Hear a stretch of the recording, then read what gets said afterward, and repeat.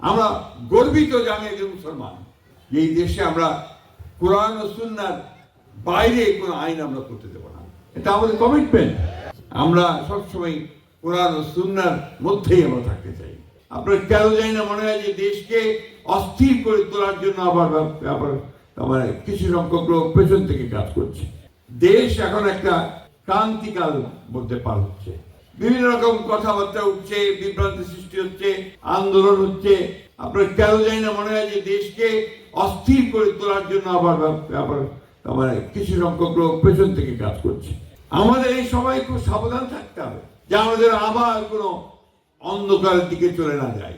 আমাদের সাবধান থাকতে হবে আমরা যে আবার ভুল করে নিজেদের মধ্যে বিভেদ অনৈক্য সৃষ্টি করে আমরা যেন আবার সেই সমস্ত চক্রান্তকারীদের হাতে না পড়ি, যেখানে আমাদের দেশ আবার ক্ষতিগ্রস্ত হবে, আমরা ক্ষতিগ্রস্ত হব।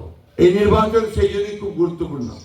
এই নির্বাচনকে ভাঙার চেষ্টা করা হচ্ছে, বঞ্চনা করার চেষ্টা করা হচ্ছে, সেটা যেন করতে না পারে সেদিকে আপনাদেরকে খেয়াল রাখতে হবে। আমরা অঙ্গীকারবদ্ধ যে এই দেশে আমরা কোরআন ও সুন্নাহর বাইরে কোনো আইন আমরা করতে দেব না, এটা আমাদের কমিটমেন্ট।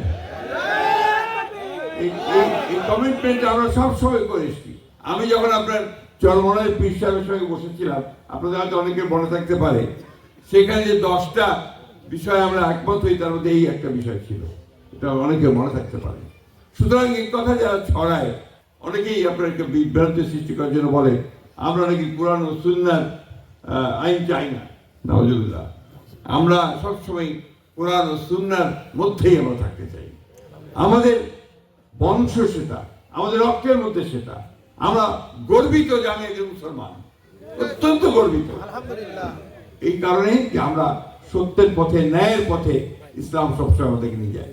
ইসলাম শান্তির ধর্ম, আমরা শান্তি চাই। আমরা চাই এই নির্বাচনের মধ্য দিয়ে শান্তি প্রতিষ্ঠিত হোক।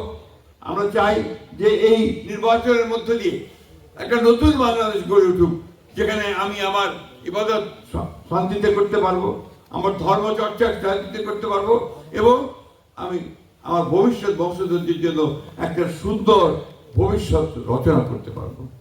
এইটাই হচ্ছে আমাদের একমাত্র লক্ষ্য।